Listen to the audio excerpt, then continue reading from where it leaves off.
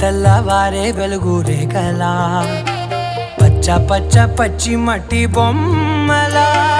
అల్లి బిల్లి వెన్న పాల నురగలా అచ్చ తెలుగు ఇంటి పూల కొమ్మలా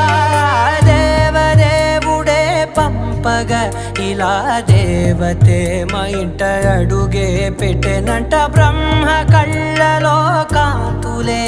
మా అమ్మలా మా కోసం మళ్ళీ లాలి పాడేనంట.